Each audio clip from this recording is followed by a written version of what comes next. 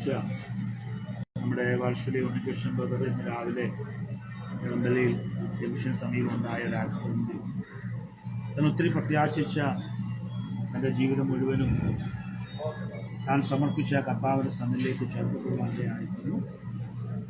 തുടർന്നുള്ള കാര്യങ്ങളിൽ ദൈവത്തിൻ്റെ സാന്നിധ്യം ഉണ്ടാകേണ്ടതിനും എല്ലാ ലീഗലായ കാര്യങ്ങളും ശുശ്രൂഷകളും ഒക്കെ അനുഗ്രഹമായി തീർത്ത് പ്രാർത്ഥിക്കാം. പ്രത്യേകിച്ച് തന്നെ മാതാവിനെ, എൻ്റെ പ്രിയതമയെ, എൻ്റെ പൈതലിനെ, ബന്ധുക്കളെയൊക്കെ നമുക്ക് ഓർക്കാം. അവരെയൊക്കെ ദൈവം ബലപ്പെടുത്തേണ്ടതിനായി നമുക്ക് പ്രാർത്ഥിക്കുക. തുടർന്നുള്ള എല്ലാ കാര്യങ്ങളിലും വലിയവനായ ദൈവത്തിൻ്റെ ആ സാന്നിധ്യം ഉണ്ടാകേണ്ടതിന്, കർത്താവിൻ്റെ കൃപ ഉണ്ടാകേണ്ടതിന്, ആശ്വാസം ബലവും ഉണ്ടാകേണ്ടതിന് നമുക്കൊരു വാക്കിൽ പ്രാർത്ഥന വിശ്വസിക്കാൻ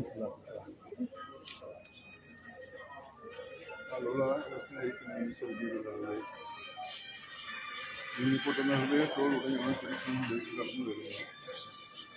ഞങ്ങളുടെ മക്കള് ശ്രദ്ധാവേ ലോകത്തു നിന്നും മാറ്റപ്പെടുമ്പോൾ അവിടുന്ന് ലോകത്തിലായപ്പോൾ അവിടുന്ന് കരഞ്ഞവനാണ്.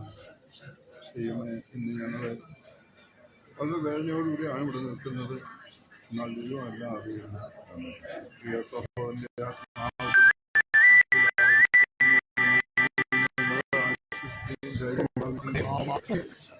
ഒരുപാട് നാളെ ജീവിച്ച് നിന്നിട്ട് ചെയ്യാൻ സാധിക്കാത്ത കാര്യങ്ങൾ അല്പം ചില വർഷങ്ങൾ കൊണ്ട് തൃപ്തിയോടുകൂടെ സമാധാനത്തോടുകൂടെ ചേർക്കപ്പെട്ടിരിക്കുന്ന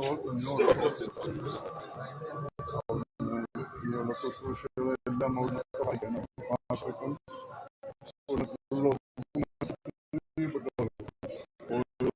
ചെയ്യാൻ ആവശ്യമായ പ്രാർത്ഥന